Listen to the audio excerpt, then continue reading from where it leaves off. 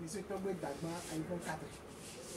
Le 5e congrès ordinaire du comité d'action pour le renouveau s'est terminé dans des conditions bizarres. Qu'est-ce qui s'est exactement passé? Bon, il faut dire que le congrès, c'est du fiasco. Tout court, pour être franc, c'est du fiasco. Et je crois que c'est à refaire. Ce qui s'est passé, c'est ce qui se passait toujours dans nos réunions après la mort du président fondateur. Et c'est ça que j'ai toujours dénoncé.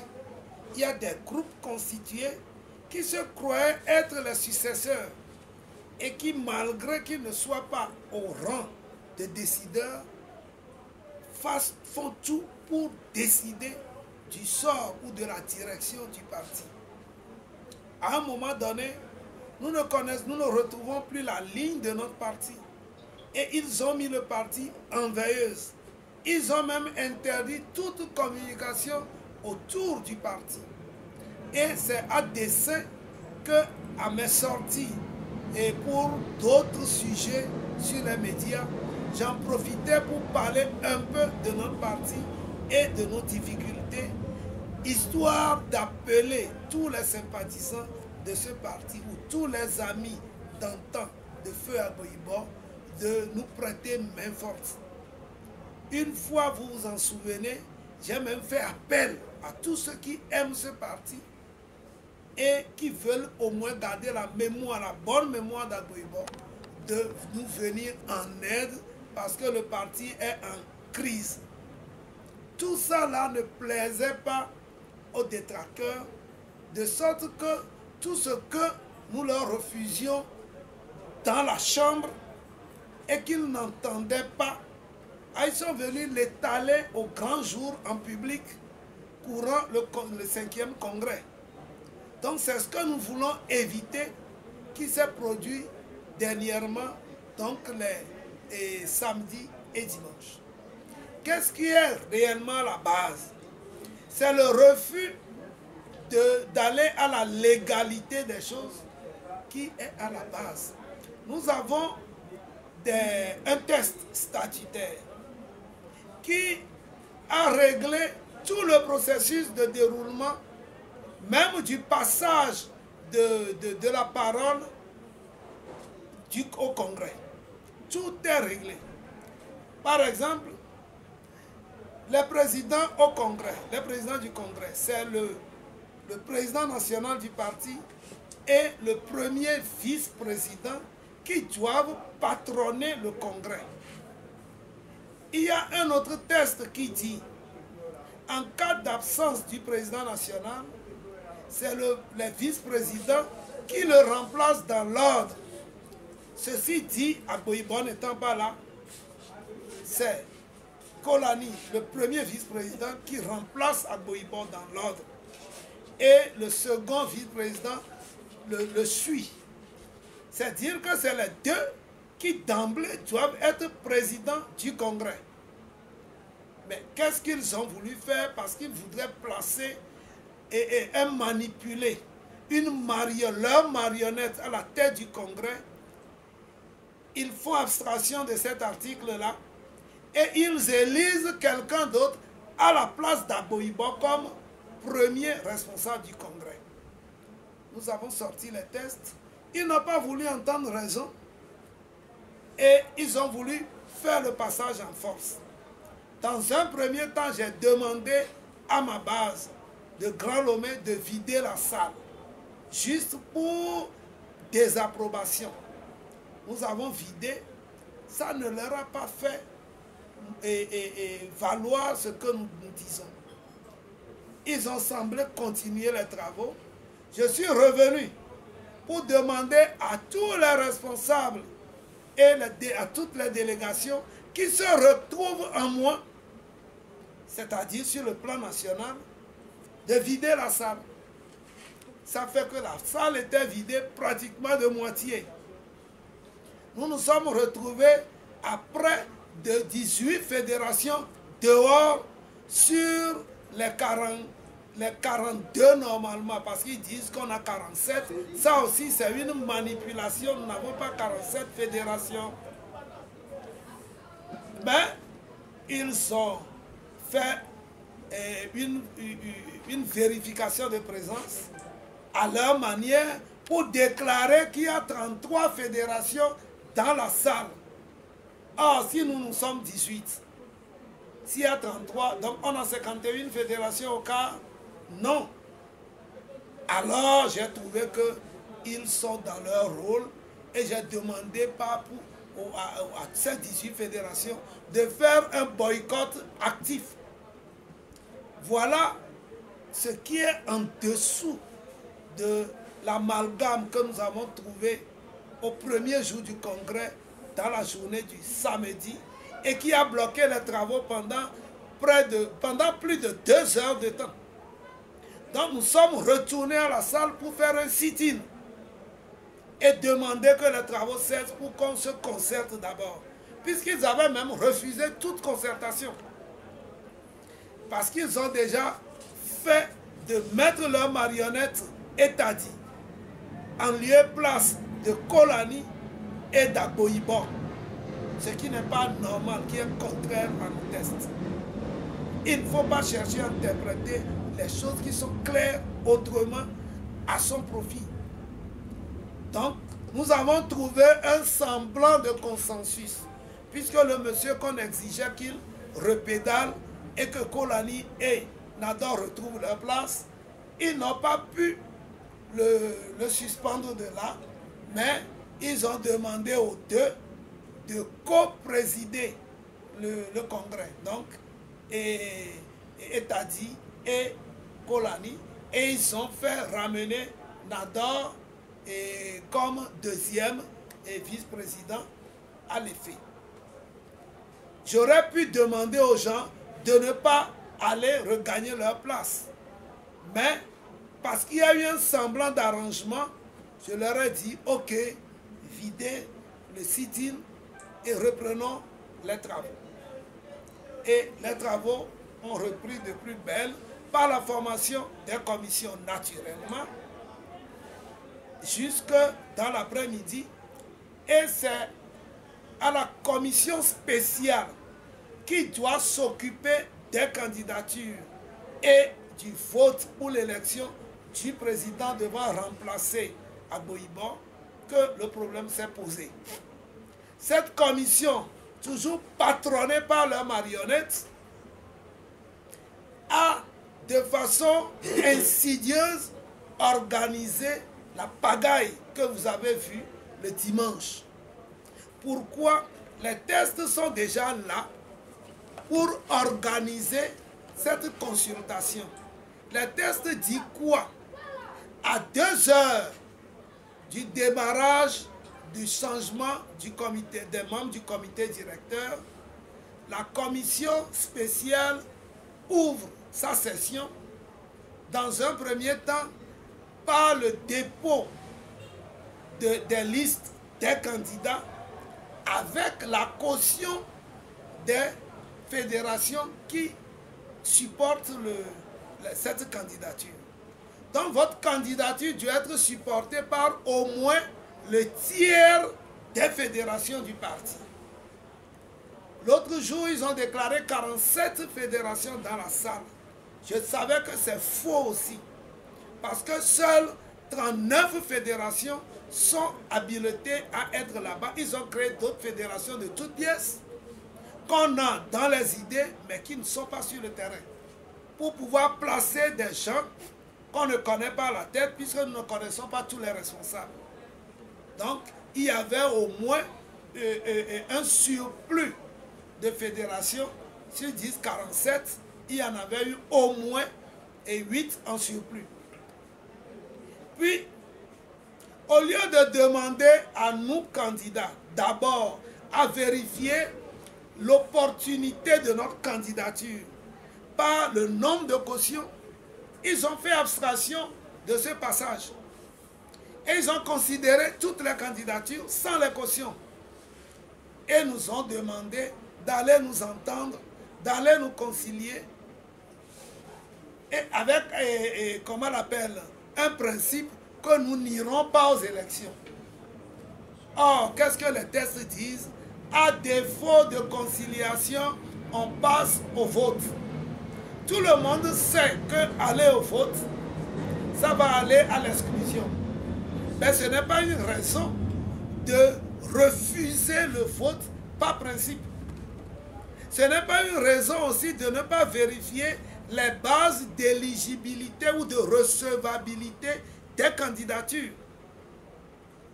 Or, il s'est fait que, parce que c'est difficile qu'on se concilie, le lendemain, nous leur avons dit de revenir au test, de vérifier la base de recevabilité des candidatures.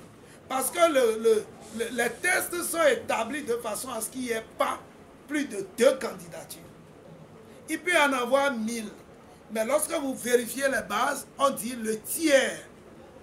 Le tiers, s'il y a 3, c'est que tout le monde a le tiers, le tiers, le tiers. Ce qui n'est pas possible. Donc, c'est alors que le lendemain, ils ont finalement, malgré eux, accepté qu'on vienne déposer la caution de nos mandants ou des fédérations qui nous supportent. Par surprise, le candidat qu'il voudrait protéger pour qu'il passe n'a pas pu avoir de caution. Il y a une dame aussi qui faisait du boucan, que c'est elle est engagée et autres. L'engagement, ce n'est pas dans la bouche, sur la langue, c'est sur le terrain. La dame aussi n'a pas pu déposer de caution. Et donc, de nous 4, il n'y a que 2 qui ont pu déposer une liste de caution des fédérations. Et qui sont-ils? Ce n'est pas un secret pour tout le monde. La dame, c'est Madame Yémé. Et Jean Kissi, le monsieur, le second, les 2 n'ont pas pu déposer de liste. N'ont pas le tiers des fédérations comme caution. Beaucoup disent que Tamboué Dagouan, en tant que chef traditionnel, il n'était couronné, ne peut pas se prévoir d'être le président de... Nous allons y revenir lorsque je vais terminer le film de ce qui s'est passé hier. Et dans la salle, à notre grande surprise, au lieu de prononcer l'irrecevabilité des candidatures de Jean Kissi, parce qu'il n'a pas pu déposer, et de Madame Yémé, on range nos 2 cautions à côté et on revient, on repédale pour revenir nous dire qu'il n'y aura pas d'élection et que nous devons forcément nous entendre. Mais les amis, si vous craignez l'exclusion à partir des listes, ben, poursuivez au moins dans la légalité pour qu'après on puisse arranger. Il n'y a que 2 candidats, naturellement, qui ont leur liste. Mais parce que vous attendez que ce soit quelqu'un d'autre, vous faites abstraction de ces listes et vous revenez au pas dernier, vous créez de la pagaille. Quelque temps, nous avons senti au bureau du Congrès, présidé par les 2 premiers responsables de l'ancien bureau, qu'ils voudraient revenir aux affaires. C'est pourquoi ils compliquent les choses. Ils nous ont renvoyés à nous pourvoir une fois de plus. Et pendant ce temps, des groupes organisés qui croyaient qu'on allait éliminer d'office leurs candidats ont commencé par faire du tapage. Ont même interdit l'accès de la salle à certains. Et des bagarres se sont éclatées.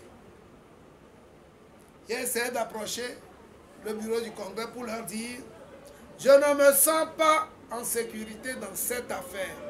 Il faut une couverture sécuritaire. Avez-vous pris attache avec les autorités à cet effet ?» Ils ont dit oui. Mais appelez les autorités pour qu'ils nous envoient une protection sécuritaire. Ils disent non, qu'eux, ils ne vont pas user de la police ici. C'est une façon de chercher à ce que ça pourrisse pour qu'ils puissent revenir aux affaires, et c'est ce qui s'était fait à la fin. Donc, ils ont laissé la situation pourrir. Nous sommes retournés en salle. Ils ont comme par décret annoncé que les responsables fédéraux sont unanimes à décider d'une transition de 2 ans que l'ancien bureau va accomplir. Et c'est sous nos nez, sans nous avoir même demandé nos avis, malgré la contestation d'un certain nombre de responsables fédéraux, qu'ils ont fait cette déclaration et ils ont suspendu la séance de la commission spéciale des élections. Donc cela voudrait dire que le processus du vote du nouveau bureau s'est arrêté comme ça. Et c'est dans cette pagaille qu'on est sorti. Les journalistes et les invités étaient déjà là. Et certains ont pu nous tendre le micro. Moi, j'ai donné ma réaction à chaud. Sans prendre position par rapport à la décision, parce que c'est une décision qui aura en plénière. En plénière, devant une salle presque vide, ils ont prononcé juste 2 phrases, qu'ils prennent les responsables fédéraux à témoin. Ils prennent acte de ce que les responsables fédéraux ont décidé de l'organisation d'une transition, sans même donner la durée, et le congrès est clôturé. Voilà comment ça a été fait, ce brigandisme que j'évitais depuis. Et c'est ce qui s'est passé sous les yeux de toute l'opinion. Maintenant, pour ce qui est de mon éligibilité, je voudrais dire à l'opinion que rien dans nos tests du parti n'interdisait mon élection à la tête de ce parti. Il n'y a aucune disposition dans nos tests au parti. Dans nos lois régissant la chefferie, aucune loi ne m'empêchait d'être responsable d'un parti politique. Et j'assure que c'est à ma qualité de chef que je vais un jour patronner ce parti-là pour que dans l'histoire on retienne qu'un chef a également diligenté un parti politique pour au moins ramener à la raison beaucoup d'autres, les ramener à la vérité pour qu'ils sachent que, étant chef traditionnel, nous ne sommes pas empêchés ou interdits de politique. La politique, c'est la gestion de notre patrimoine foncier et de notre patrimoine général. Lorsque quelqu'un vous gère votre patrimoine, vous devez suivre. Et vous ne devez pas être dans sa ligne. Vous devez même faire un suivi critique de ce que la personne fait pour que vous puissiez l'améliorer au fur et à mesure. S'il y a dans l'opinion des usages qui font croire aux gens que le chef traditionnel peut pas être politique, il faut dépasser ces usages. Si il est clair que je peux être à la tête d'un parti politique, pourquoi les gens sèment des contre-vérités? Ils les sèment parce que du groupe ou des 4, je parais être le plus en vue. La preuve, j'ai pu sincèrement me faire entourer de 18 fédérations. Il y en avait 27, mais du jour au lendemain, parce qu'il y a eu des achats de conscience, 7 ont pu basculer. C'était clair, mais je l'accepte parce que c'est les règles du jeu et politique. Que quelqu'un déplore qu'on ait déniché ses cautions, non, c'est qu'il oublie la règle. Si tu as les moyens, tu peux t'attirer beaucoup de bonheur. C'est comme ça. Moi, je ne l'ai pas déploré, mais je dis qu'il y a eu augmentation du nombre de fédérations. Sinon, personne d'autre ne peut se vanter d'avoir même le tiers Donc, voilà à peu près le cinéma de ce qui s'est passé le samedi et puis le dimanche et comment le Congrès a connu ce fiasco et que nous nous sommes séparés en queue de poisson. On dit souvent au Togo que l'opposition n'a pas les moyens, que l'opposition économiquement ou bien financièrement est faible. Mais lors de votre rencontre de 2 jours, on a constaté que certains ont pu distribuer de l'argent au vu de ce qui était présent. Dans tous les cas, c'est des petits sous. Vous savez que nos frères de l'intérieur n'ont pas l'habitude de ces genres de corruption. Eux, c'est de bonne foi que lorsque vous dressez une liste, il voit son frère sur la liste. Et lorsqu'on lui dit, donne ton nom et ton contact et signe, prends 5 000, il croit que c'est une fille de présence. C'est comme ça que nous, ceux qu'on a dénichés, nous ont expliqué. Et moi, je leur ai dit, s'ils sont de bonne foi, dans la salle, on va relire les cautions pour les apprécier. Dès qu'on va donner vos noms, vous contestez que ce n'est pas pour les cautionner, mais vous croyez que c'était une fille de présence. Et j'attendais ce moment. Le bureau savait qu'il y avait ça là parce que c'est organisé avec de connivence avec les corrupteurs. Ils n'ont pas voulu faire cas donc de ces listes. Ils auraient pu vérifier que moi je vais récupérer mes 7 sur ceux-là qui croient avoir une caution et nous allons apprécier s'ils vont avoir également le tiers. En matière de caution, qui sont ceux-là qui ont pu donner toutes les conditions pour participer aux élections et qui ne l'ont pas? En tout état de cause, il n'y a que Dater et moi qui avons réuni les conditions de recevabilité de notre candidature. Les autres qui ont eu 0 caution et 3 cautions ne sont plus recevables d'office. Et le processus devait continuer avec nos 2 listes. On devait nous renvoyer à nous pourvoir à un consensus et à défaut, on retourne à la plénière pour rendre compte et recevoir le quitus d'organiser les élections entre nous deux.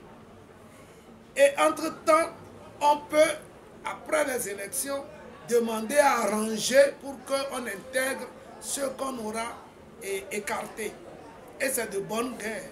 Mais ils ne veulent pas, en toute mauvaise foi, qu'on n'a pas voulu aller à la fin du processus. Et c'est ça qui a créé le vide. C'est un vide qu'ils veulent combler par comment on appelle, une transition. Et moi je crois que en digne militant quand même, et parmi les premiers responsables de ce parti, je ne veux pas remettre tout en cause pour ne pas mériter l'existence même de notre parti. Parce que c'est un coût existentiel à notre parti. Puisque tel que nous sommes séparés à queue de poisson, tel on peut demeurer et le parti se présentera déchiré. Le parti connaîtra une déliquescence. Et ce n'est pas bien. C'est pourquoi je me tiens fin prêt, mais de façon stratégique à œuvrer pour qu'au lieu de 2 ans, on puisse aller aux élections le plus tôt possible. Ce bureau ancien, faiblard, fainéant, incapable, qui a fait asseoir le parti, qui a terni son image et qui l'a fait taire sur tous les médias, ne peut pas encore continuer pendant 2 ans, ne peut pas nous conduire aux élections prochaines. On doit mettre un terme au fiasco qui s'installe. C'est pour cela que, par votre truchement, c'est un appel vibrant que je lance déjà à toutes les fédérations ou à ces fédérations qui se sentent du quart pour que nous puissions nous organiser rapidement, pour en même temps que nous organisons et nous nous préparons pour les élections qui s'annoncent, nous puissions également faire en sorte que l'hémorragie s'arrête. On ne peut plus aller jusqu'à 200 dans ces conditions. Bon, tu peux croire que ceux qui souhaitent le statu quo bénéficient de quelque chose. Maintenant que le congrès n'a pas eu lieu et qu'un nouveau congrès doit être convoqué dans 2 ans, il y a les députés électoraux qui sont là. Quelle est la position exacte du cas par rapport aux élections à venir? Dans tous les cas, nous ne sommes pas à proprement parler dans une position de boycott. Et ça, je tiens à vous l'exprimer. Un parti qui ne se soumet pas aux consultations, c'est comme un parti qui refuse d'aller aux examens et il ne prend jamais de grade. Nous sommes là pour nous soumettre aux consultations et populaires pour avoir quand même leur quitus de façon à pouvoir aller de l'avant. Si nous ne le faisons pas, notre personnalité politique meurt. Si aux élections prochaines, surtout législatives et régionales, nous ne nous soumettons pas au verdict du peuple, c'est que nous-mêmes, individuellement, politiquement, nous disparaissons. Et je ne crois pas que c'est cela qui va arranger l'opinion publique. Donc, dans l'opinion, je crois que tout le monde aspire à ce que le cas se relève. De hier à aujourd'hui, j'ai pu obtenir plus de 7 coups de fil venant de nos confrères de l'opposition qui déplorent cette situation et nous demandent à aller de l'avant. Me demandent à prêter main forte pour que notre parti soit fin prêt, soit sur pied d'ici les 3 mois des élections qui s'annoncent. Et je crois que c'est en cela que je maintiens le cap, je me tiens debout pour que nous faisions du chemin. Donc oui, d'abord vous contestez une méthode de la wattilisation du parti. Le contexte de la wattilisation là, nous avions vu ça hier. Oui, vous avez pu voir que essentiellement c'est une frange Wati qui a organisé le boycott des votes, le boycott violent. Des gens sont allés jusqu'au coup de poing. J'ai même trouvé, il y a eu même un cas d'un dignitaire, de quelqu'un de responsable âgé, qui pour contester un des nôtres, pas un militant à la base, qui n'est pas Wati, pour le contester, parce que lui, il prônait le vote, il lui a jeté un coup de poing à la figure. Le jeune est rentré dans la salle avec violence, n'eût été le respect à ma personne qui l'a découragé des yeux. Ça allait être une bagarre entre lui et son papa ou son grand-père. Ce n'est pas responsable. Ce n'est pas bien. Et ce monsieur responsable s'est mêlé également à l'achat des consciences. Lui aussi, il était dans sa voiture, distribuant, enregistrant des noms. Pour piloter un parti, il faut le faire de façon responsable et nationale. Il faut rechercher les cautions sur une base nationale. Auquel cas, vous pourrez forcer le passage et être là, mais n'avoir personne derrière. Nous avons pu faire le déplacement de toutes les fédérations avant de constater que nous sommes soutenus et nous avons déposé notre candidature. Et les soutiens sont demeurés. Quelqu'un qui vient se soumettre à une consultation du parti doit au préalable s'assurer qu'il est cautionné. Dire que c'est à partir du congrès que lui va commencer par relever les cautions, je ne sais pas comment l'apprécier. C'est ne pas prendre la mesure du terrain. C'est se tromper. La popularité est vivante, est changeante.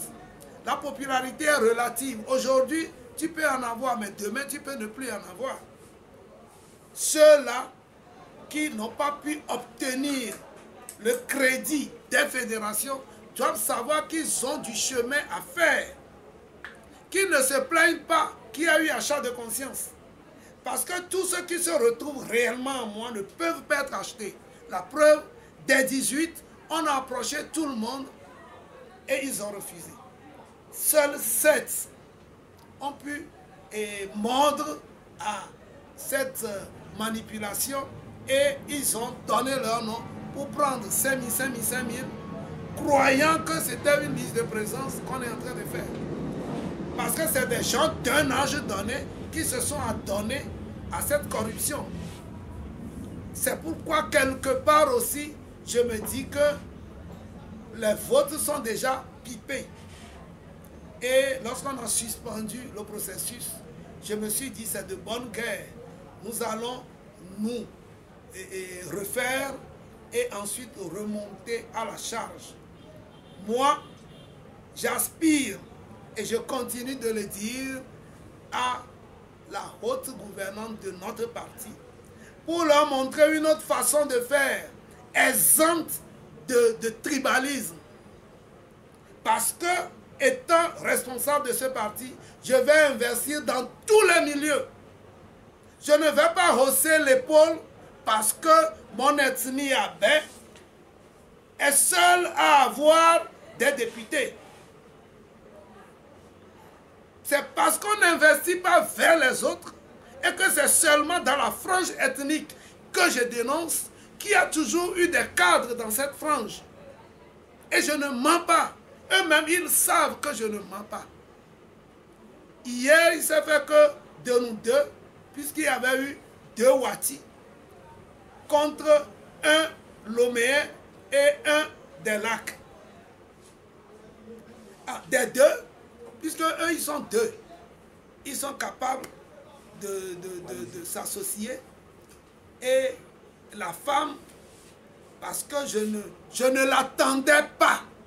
Alors je n'ai même pas voulu négocier avec elle. Je ne l'attendais pas. Je faisais allusion à elle en disant que le carré est à terre dans mon discours d'ouverture, de bienvenue, et que tout le monde veut ramasser. Puisque personne ne l'attendait. Ce n'est pas parce que tu es engagé que tu peux. Pouvoir, c'est en avoir les couilles. Si tu n'en as pas les couilles, tu ne peux pas. Et diriger un parti, ce n'est pas seulement être engagé. Il faut en avoir les moyens. Donc, je ne l'attendais pas. Je supposais même qu'elle n'a pas existé parmi les candidats. Et nous en avions la preuve. Elle n'a pas une seule fédération comme caution. C'est-à-dire que toutes les fédérations ne l'attendaient pas. Ceci dit, j'étais seul contre 2 Wati. Et si je parle de watilisation, c'est de bonne guerre. Et j'ai été clair que les Wati ne peuvent pas gouverner ce parti-là pendant 30 ans et continuer toujours pas à aspirer à la gouverner. C'est une insulte envers les autres franges ethniques du parti. Et c'est tout ce que je leur ai dit. Si c'est un Wati qui doit encore se positionner, je ne peux plus applaudir derrière lui. J'irai me reposer. C'est pour cela que eux tous qui viennent me demander à ce que je les accompagne, je leur dis niet. Et puis je suis un chef, je ne peux pas me mettre sous ordre d'eux. Ensuite, je suis plus instruit qu'eux. Je suis non seulement un chef, j'ai de la notoriété, je suis plus instruit qu'eux. Je suis également communicateur qu'eux. Mais j'ai plus de moyens qu'eux. C'est mes petits frères, ils sont soit de la fonction publique, je ne sais pas quelle économie ils ont. C'est avec le car qu'ils ont grandi. Moi, j'ai grandi avant d'arriver au car. C'est avec le car qu'ils ont grandi financièrement. Et j'ai beaucoup d'espace que je n'ai pas manqué de leur dire tout ça.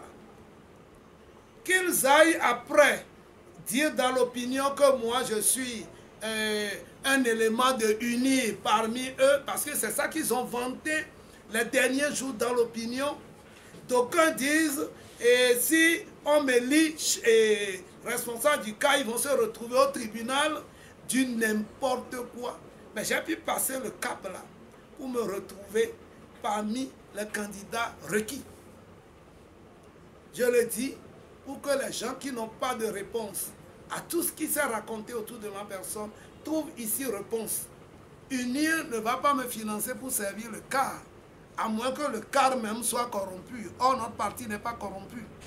Je ne le suis point.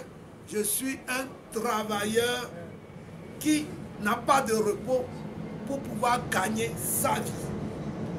Je vous remercie. Merci beaucoup, M. Togui Dagban.